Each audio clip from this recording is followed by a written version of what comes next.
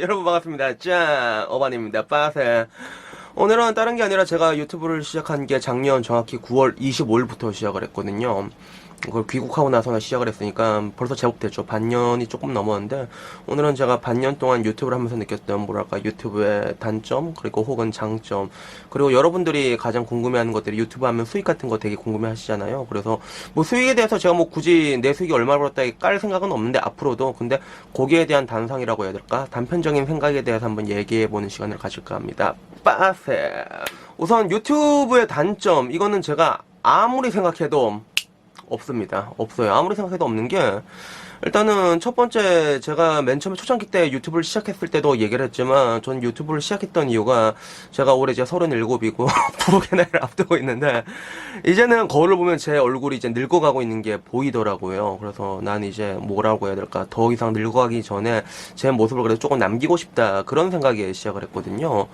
그래서 뭐 이렇게 하면서도 딱히 뭐 불만 없어요. 왜? 제가 유튜브를 하는 것 자체가 그래도 제가 좀 젊었을 때, 그래도 조금이라도 더 인간다울 때의 왁구를 남기는 그런 과정이기 때문에 저는 이런 게 굉장히 재밌는데, 근데 만약에 단점이란 걸 하나랑 꼽아본다고 가정을 했을 때 한 100번 정도 양보를 해가지고, 유튜브를 뭐 시작하는 방식은 되게 여러 가지가 있는데, 지금 현재 유튜브는 계속 점점 상향 인플레가 돼가고 있는 추세거든요. 그러다 보니까 과거에는 뭐랄까 그냥 핸드폰 같은 걸로 동영상 하나 찍어가지고 그런 걸로도 이게 충분히 뜰 수가 있었다고 가정을 한다면, 지금은 이제 파이는 정해져 있어요. 유튜브는 거의 다 보잖아요. 근데 계속 이제 새로운 크리에이티브 디렉터들이 계속 치고 올라오니까 결국엔 그 가운데서 경쟁 구도가 형성이 되거든요. 그래서 저는 만약에 지금 유튜브를 시작한다고 하면, 저도 맨 처음엔 그냥 호미노트 개싸구려 핸드폰으로 시작을 했지만, 그것보다는 지금 제가 쓰고 있는 캐논 M50 딱 이 정도 스펙은 질러야 된다 생각을 하거든요. 근데 이것도 카메라가 제가 샀을 때 얼마 주고 샀더라? 한 7, 80만 원 주고 샀던 것 같아요. 근데 만약에 유튜브를 하다가 죽도 밥도 안 되면, 그러면 그 7, 80만 원이 손해가 아니냐, 뭐 이 정도 생각을 할 수 있을 것 같은데, 근데 딱히 이것도 손해가 아닌 게, 저는 태어나다 지금까지 디칼 한번 써본 적이 없거든요. 뭐 형이나 아빠가 디칼을 쓰는 걸 이게 들고 나서 찍은 적은 있지만, 내가 디칼을 써본 적은 없어요. 근데 이걸 내가 직접 이게 써보니까 써보니까 뭐 이거 뭐가 아까워서 뭔가 이렇게 이것저것 시도는 하게 되더라고요. 그래서 뭐 일전에 뭐 벚꽃도 이게 찾아가면서 찍어봤고, 벚꽃뿐만 아니라 제 생일 파티도 이런 걸로 동영상을 제가 남겨놨거든요. 이런 걸 남겨놨는데 되게 좋더라고요. 또 그것뿐만이 아니라 그냥 아빠한테 가서 그냥 시시콜콜한 얘기 해요. 그래서 아빠, 이래서 왜? 그래서 맨 처음에 진짜 학고 때 시작했을 때 유튜브 막 100명 제가 돌파할 때마다 자랑했거든요, 아빠한테. 그러다가 아빠 뭐 500명 돌파해서 그러면 아빠가 그래? 약간 이런 식으로 나온 동영상 제가 찍어놓은 게 있어요. 그거 말고도 그냥 괜히 시시콜콜하게 이제 노친네 이제 늙으시간 게 더 보이니까, 나도 늙어가는데 노친네 얼마나 늙어갈 거야, 그냥 카메라 들고 가고 들이대면서 이런저런 얘기를 해보거든요. 말 걸어서 그런 녹화를 해놔요. 그래서 지금 이제 동영상을 저장해 놓고 있는데, 이게 굉장히 좋더라고요. 그러니까 일전에도 말했지만 제 인생의 모토 중에 하나가 기억에 남는 삶이잖아요.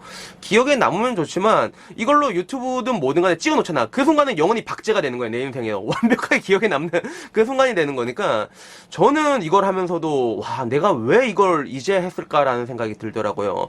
뭐 그래서 뭐 제가 말하고 싶은 거는, 뭐 결론적으로 단점은 진짜 아무리 찾아보려고 해도 잘 없는 것 같습니다. 그렇다면 과연 장점은 무엇일까요? 빰빰. 뭐 사람마다 동일한 경험치를 두고도 생각하는 방식이 다르니까 다른 분들은 어떻게 생각하시는지 모르겠는데, 저는 유튜브 하면서 느꼈던 게, 유튜브의 최고의 장점이 어떤 직업을 하든 겸업하기가 편하다는 거예요. 그리고 스트레스 제어하기도 편하고, 기본적으로 자본주의라는 사회에서는 우린 모두 일을 해야 되잖아요. 일을 안 하면 그냥 굶어 뒤지니까 일을 해야 되는데, 근데 일이라는 게 그래요. 여러분들이 노동력을 제공하고 재화를 받는 일이잖아요. 역설적으로 그 돈을 안 받으면 그 일 아무도 안 한다는 거거든요. 그러다 보니까 자연적으로 스트레스라는 건 딸려올 수밖에 없는 것 같아요. 스트레스 받고, 그건 어떤 일이든 마찬가지인데, 유튜브는 이런 쪽에서 좀 쉬운 것 같다. 좀 약간 스트레스 제어하기 편하다고 해야 될까? 특히나 저 같은 경우는 증권 영업이다 보니까 돈이 직접적으로 왔다 갔다 하는 일이거든요. 그래서 되게 많이 힘들어요. 스트레스가 한 번 오면 이게 현기증 난 게, 나 아직도 적응이 안 되는 게, 좀 오랜 시간 동안 이게 고객이랑 좋은 관계가 되다가도 이게 자산이 이렇게 좀 떨어지잖아요. 그러면 진짜 안면몰수하거든요. 굉장히 냉랭해지거든요. 전 그게 아직도 이게 좀 적응이 잘 안 되더라고요. 특히나 작년 같은 경우는 뭐 서브프라임처럼 이렇게 확 떨어진 건 아니었는데, 진짜 지랄 같았거든요. 이게 어떻게 지랄 같았냐면, 보통 자산이라는 거는 그 상관관계란 게 있어요. 뭔가 떨어지면 뭔가 올라가. 예를 들어 뭐 달러가 약세가 돼서 그럼 원재재 가격이 올라가게 돼 있단 말이야. 그리고 금리가 떨어져. 채권 가격이 올라가게 돼 있단 말이야. 근데 작년에는 그런 게 없었어요. 작년에는 거의 다 떨어졌어요. 뭐 주식, 채권, 커머디티부터 다 떨어졌어. 작년에는. 그래서 나도 박살났고. 그리고 또 그렇게 되면 고객들도 마찬가지야. 돈이 직접적으로 왔다 갔다 하는 일이잖아. 그래서 내가 느끼기에 사람들이 느끼는 그런 그 인내의 그 임계치라고 해야 될까? 그게 거진 비슷한 것 같아요. 내가 이게 자고 일어나면 보통 한 번에 카톡이 다 와 있어. 한 번에 한 50개씩 와 있어. 그러면 뭔 일 터졌구나 또. 그 생각 들어 바로 증시부터 보거든요. 그렇게 되면 일어나서. 물론 이게 증권 영업에 일하는 사람은 어쩔 수가 없어요. 이게 저도 늘상 얘기하지만 욕을 먹는 것까지가 내 일이란 말이야. 근데 뭐라고 해야 될까? 고객들도 스트레스 받으면 그러한 히스테리컬한 날선 반응이 나한테 오게 돼 있고, 뭐 나도 그렇게 된 걸 하면 뭐 죄송합니다 하지만 나도 스트레스 받는 거 어쩔 수가 없거든요. 작년에 그것 때문에 귀국한 거였잖아요, 저도. 근데 뭐 어쨌거나 유튜브 같은 경우도 스트레스를 아예 안 받는 건 아니야. 아예 안 받는 건 아닌데 좀 제어하기가 편해. 자기가 본인 스스로 스트레스를 좀 제어하기가 좀 편한 그런 부분들이 있어요. 뭐 예를 들면 유튜브 할 때 가장 스트레스를 크게 많이 받는 부분이 뭐냐면 악플이 있는데, 저도 악플을 되게 많이 들었거든요. 나는 진짜 37년 살면서 한 번도 내 면상에 대고 누가 와 너 진짜 존나 못생겼다 이렇게 말하는 사람인데 한 번도 본 적이 없어. 근데 유튜브에서 맨날 봐. 하루에 한 명씩 맨날 보는 것 같아. 근데 그것 말고도 내가 봤을 때 그런 사람들이 있어요. 그러니까 내 인간 자체가 좀 사실 호불호가 좀 많이 갈리긴 갈리거든요. 그래서 그냥 내가 싫은 거예요. 그럼 그 사람들 댓글 보면 어떻게 하면 이 새끼를 개빡돌게 할 수 있을까 해서 고민하고 이게 하나 심사숙고해서 댓글 남기게 보이거든요.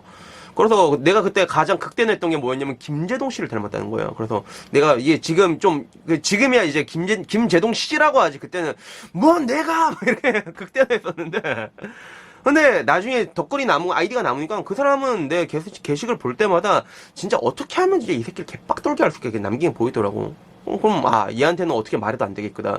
그래서 제가 인터넷에서도 이렇게 많이 싸운 편은 아니지만 그 소모성 논쟁 굉장히 싫어하거든요. 남는 것도 없고 시간만 낭비하잖아. 그러면 결국에는 그런 걸 차단하고 마는데, 옛날에는 그런 사람이랑 싸워봤는데 싸워도 결국엔 못 이기더라고. 그런 사람들은 굉장히 지배하거든요. 그러니까 인터넷 싸움은 시간 많은 사람이 무조건 이긴단 말이야. 근데 뭐 그렇게 할 수도 없고, 그렇게 하다 보니까 스트레스를 받는 건 어쩔 수가 없는데 제어하기도 편해요. 그래서 진짜 악플이 많이 달린다 싶으면 그냥 안 봐도 되잖아. 안 봐도 되고, 저 같은 경우는 그래도 아직까지는 댓글 다 보는 편이에요. 다 보는데 특히나 유튜브를 막 업로드 하잖아요. 그러면 그때 올리는 댓글들은 제가 답변을 잘 달아주거든요. 그래서 앞으로 뭐 진짜 댓글 뭐 악플이 되게 심해지면 그건 피해갈 수가 없으니까 그때가 되면 저도 아예 댓글을 확인 안 하고 제가 유튜브 올리자마자 그 다음에 올리는 사람들 보통 저한테 우호적인 사람들이잖아요. 그러면 그 사람들이 봤을 때 형 이건 좀 아닌 것 같은데 말하면 그거는 새겨들 필요가 있단 말이야. 그래서 충신들이 하는 얘기는 무조건 들어야 되고, 그래서 그렇게 하는 게 왜 낫지 않을까? 그리고 그런 사람들은 얘기를 해도 진짜 기분 나쁘게 얘기하진 않거든요. 말이란 게 이게 아가 다르고 어가 다르고 빠큐가 다른 건데, 그 충신들은 이렇게 말을 해도 이게 뭔가 제가 이렇게 수용하게끔 얘기를 하거든요. 뭔가 문제가 있으면 이 문제의 해결을 원하는 사람들이 이렇게 얘기를 하는 거니까 굳이 그 악플을 받으면서 내가 빡칠 필요가 없이 그냥 뭐 앞으로는 뭐 내가 악플이 되게 심하면 좀 그렇게 할 예정이거든요.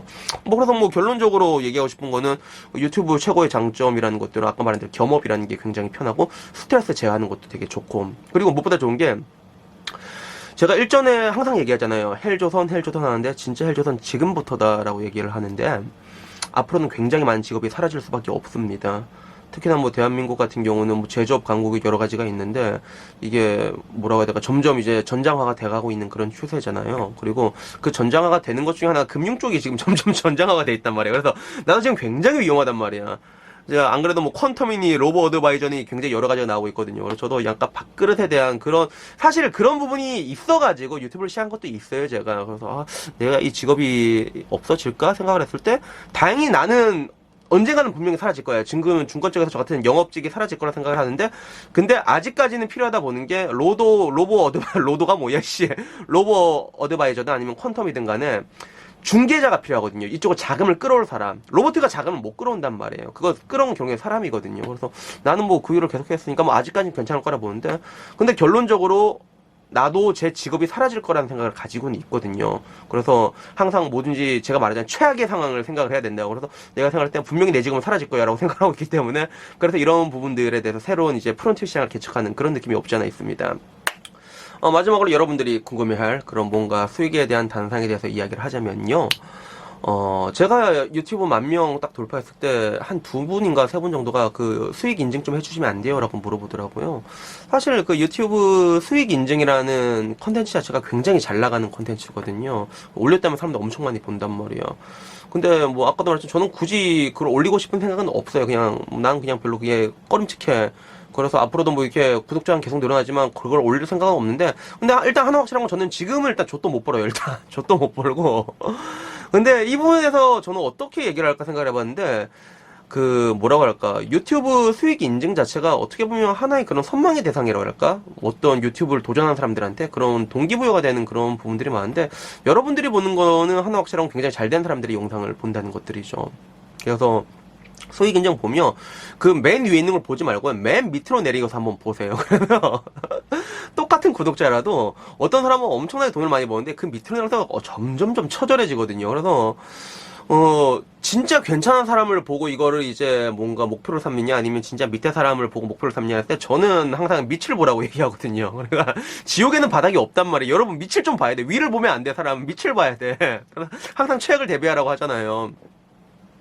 근데 그럼에도 저는 유튜브에 대해서 뭔가 좀 긍정적으로 말을 할 수가 있는 게, 말하고 싶은 게 또 그것이 사실인 게, 앞으로도 유튜브는 굉장히 레드오션이 될 거예요. 그래서 어느 정도로 레드오션이 될 거냐면, 지금 같은 경우는 뭐 그 유튜버 자체가 특별히 사고를 안 치잖아요. 그럼 꾸준하게 올라가는 구조인데, 앞으로는 굉장히 많은 크리에이터들이 나오기 시작하면 그때부터는 경쟁에서 자연스럽게 밀리게 될 거예요. 특별한 실수를 하지 않더라도 점점 밀리게 되는 그런 것들을 이게 쉽게 볼 수 있게 됐거든요. 그만큼 경쟁이 심화되는 건데, 근데 이건 어쩔 수가 없는 게, 항상 뭐든지 그래요. 그런 유튜브 같은 건 진입 장벽 자체가 없잖아요. 진입 장벽 자체가 없으면 허들이 굉장히 높아요. 여러분들에게 가장 현실적으로 얘기를 하자면, 그 일전에도 얘기했지만 급여 소득자, 근로소득자 중에서 딱 가운데 있는 사람이 월 250만 원을 벌거든요. 여러분들이 만약 전업으로 유튜버를 한다면 그래도 월 평균 250은 벌어야 되잖아요. 그러면 여러분이 과연 전체 유튜버 중에서 몇 퍼센트 안에 들어야지 이 250만 원을 벌어갈 수 있을까에 대해서 한번 생각해 보시길 바래요. 지금 당장 여러분들이 보는 채널들은 분명히 재밌고 잘 나가는 사람들 채널만 봐도 이걸 뭔가 이게 정확한 현실적인 감이 없을 건데, 여러분들이 유튜브를 시작하고 나면 그때부터 보이는 게 있거든요. 나는 어떤 게 보였냐면, 채널 막 지금 제가 10,000달이 넘었잖아요. 근데 5만 명 이렇게 넘고 근데도 안 올려. 그냥 멈춰져 있어. 아예 접은 사람도 있고, 채널을 그냥 하다가 지워버리고 나가는 사람도 있고, 냅두면 돈이라도 들어오는데 근데도 그런 사람들도 있고, 다 각자 그럴만한 이유들이 있거든요. 다만 이제 그럴만한 이유에 대해서 우리가 보지 못한 것 뿐이죠. 그래서 좀 이게 호락호락하지 않다는 것들에 대해서는 좀 기억을 했으면 좋겠어요. 뭐든지 뭐 쉬운 일은 없거든요.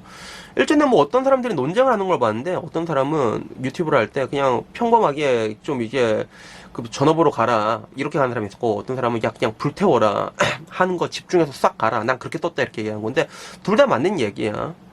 그 일전에 농구선수 서장훈 씨가 그랬잖아요. 자기는 즐기면서 했다는 사람 이해가 안 된다고. 왜 그러냐면 그 사람은 그렇게 안 하고 진짜 이악 물고 해서 올라간 사람이니까 그렇게 말한 건데, 근데 저는 여기서 하나 얘기를 하자면, 그 항상 얘기하잖아요. 세상을 구성하는 건 절대 다수의 평범한 사람들이라고. 그리고 제가 살면서 느낀 진짜 평범한 사람들이 재능충을 바를 수 있는 방법은 딱 하나밖에 없어요. 장기전밖에 없단 말이에요. 장기전으로 가려면 일단 스트레스 제어를 잘해야 돼요, 여러분들이. 그리고 유튜브는 스트레스를 제어할 수가 있거든요. 여러분이 원하면 얼마든지. 여러분들의 일에서는 스트레스 제어가 안 돼. 직장에서 오는, 그런 사람에서 오는, 그리고 일정에서 오는 것들은 제어가 안 된단 말이야. 그러니까 불가항력적인데, 유튜브는 그게 제어가 가능하단 말이에요. 어떤 식으로든 간에. 그래서 이렇게 여러분들이 쭉 가잖아요. 쭉 가갖고 스트레스를 제어를 잘하고, 그리고 굉장히 다각화된 방법을 시도하면, 내가 하나 확실하게 말할 수 있는 게, 아까 말했던 그런 보통 사람들이 재능층을 뛰어넘는 법칙에 있는 이면에는 굉장히 오래 가면서 여러 가지 다각화된 방법을 하다 보면 어느 순간부터 그런 시간과 노력이라는 것들이 복리로 굴러가는 시점이 있거든요. 어느 순간 그게 언제 올지 몰라. 근데 유튜브 시스템은 시작하자마자 복리로 굴러가요. 그게 시작할 때부터 계속 복리로 계속 이게 중첩이 되거든요. 그래서 아까 처음 말했던 대로 그 평균 급여 250만 원까지 갈 수 있는 사람이 많지는 않아. 내가 봤을 때는 전체 유튜버에서 몇 프로가 될란가 모르겠는데, 이거 통계낸 사람 혹시 있나? 아마 많지는 않을 거란 말이야. 근데 여러분들이 계속 이걸 장기전을 끌고 가잖아요. 그러면 한 그 연금 정도 있잖아. 매달 국민연금 하나 받는다. 이 정도까지는 누구나 갈 수 있어요. 이 정도까지는. 그래서 만약에 여러분들이 유튜브를 좀 생각을 하고 계신다면 뭐 제가 했던 것처럼 뭔가 뭐 돈을 이렇게 엄청나게 벌어서 인생을 풍요롭게 바꾸고 이런 그런 청사진보다는 그냥 뭐 아이고 나 어차피 늙어가고 있는데 늙어서 독거노인 돼지기 전에 그냥 내 젊은 영상을 찍어두자 혹은 그냥 연금이나 조금씩 적립하자 이런 마음으로 굉장히 천천히 이게 릴렉스하게 스무스하게 계속 이어가잖아요. 그러면 아까 제가 말한 그런 뭔가 연금 정도 수령하는 액수까지는 누구나 갈 수 있을 거라는 그런 긍정적인 대답을 드립니다.